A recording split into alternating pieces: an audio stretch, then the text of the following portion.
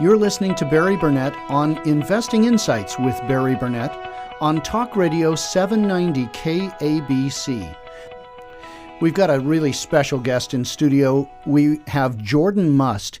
He's the president of Risk Management and Underwriting for Augusta Financial, my favorite lender. Jordan, how did you get into that business? Oh boy, I got into the business at a very young age while I was still going to college. And I had a family member that was involved in the mortgage business. And you got sucked in. I got sucked in, and now I'm stuck. So I just got into it and had a bit of a brain for it. And once you're in, you can't get out. Well, you did finish your formal education. I did. And you got your dual major degree at UCLA. I do. Go Bruins. Go Bruins all the way. And all of you who do not understand the Bruin Nation, you're welcome to listen and please share in this anyway. We'll even do loans for Trojans. Yeah, well, especially. My mom, by the way, was the editor of the Daily Trojan in 1948, and Jess Unruh wrote on the Daily Trojan for her. Wow. Yeah, so we're a mixed family.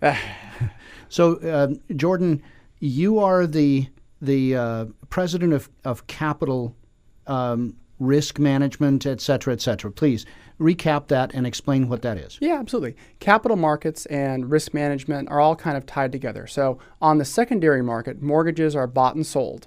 And those mortgages have to conform to certain guidelines that are laid out by the end investors, whether it's Fannie Mae, Freddie Mac, or specialty investors. Okay, and Fannie Mae, again, is Federal National Mortgage Administration. Correct. Freddie Mac is the Federal Home Loan Mortgage Corporation. Correct. And they do pretty much the same job in the marketplace. And all loans that are done in this country have to conform to those standards so they can be sold on the secondary market. There are some loans that are referred to as portfolio loans, but about 98% of the market is going to conform to your what's called agency guidelines or government guidelines like FHA and VA. Okay.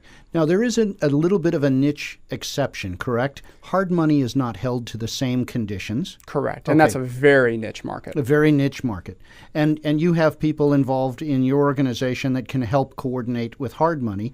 But what you do in the mainstream is you do about 99.5% of the normal market loans, correct? And that's where your investors would like to go first. First, you want to try to get what we refer to as a conventional loan because that's where the best interest rates and terms are. Okay. Why would somebody want to shop for interest rates and terms?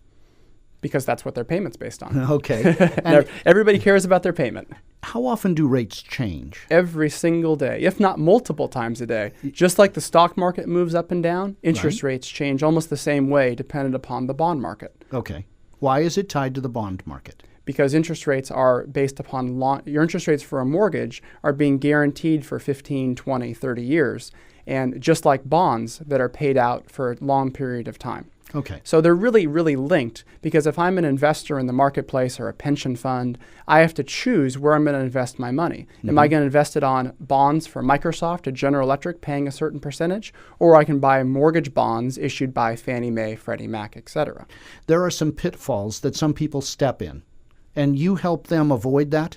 That's the plan. We want a smooth transaction just as much as the borrower does. Okay, so do you ever tell them up front what they're supposed to do and what they're not supposed to do? Multiple times. And we have checklists that we give out to all of our borrowers to help educate them through the loan process. Some of the obvious things are don't go out and buy a new car in the middle of an escrow to try to buy a property. Oh my, why not?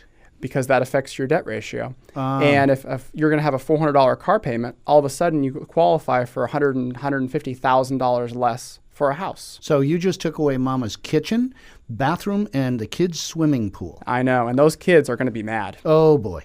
And is that car going to be worth it? That's up to the individual. I would say not. Generally, it's a nutball move.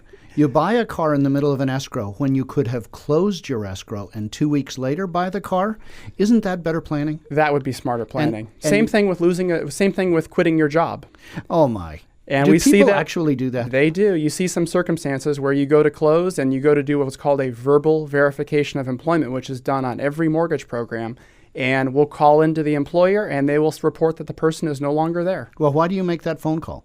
It is a requirement of every loan program that before you fund within 10 days of the actual funding date, that you do make that phone call to the employer and verify that the employment is still as of what you expect. Okay, listeners, did you hear that? It is a requirement.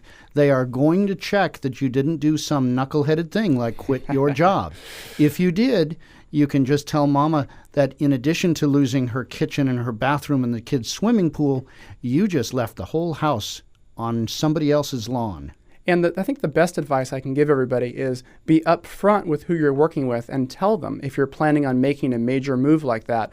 It actually is fine if during an escrow, say you've received a better job offer, you've given your 2 weeks notice, and now you're transitioning to new employment. That's fine. It's not like all of a sudden you can't get a loan. But that's something that needs to be worked on ahead of time with your loan officer to plan for it. So your loan application is done correctly. They know who the new employer is, know what your new income levels are, and everything can be accounted for.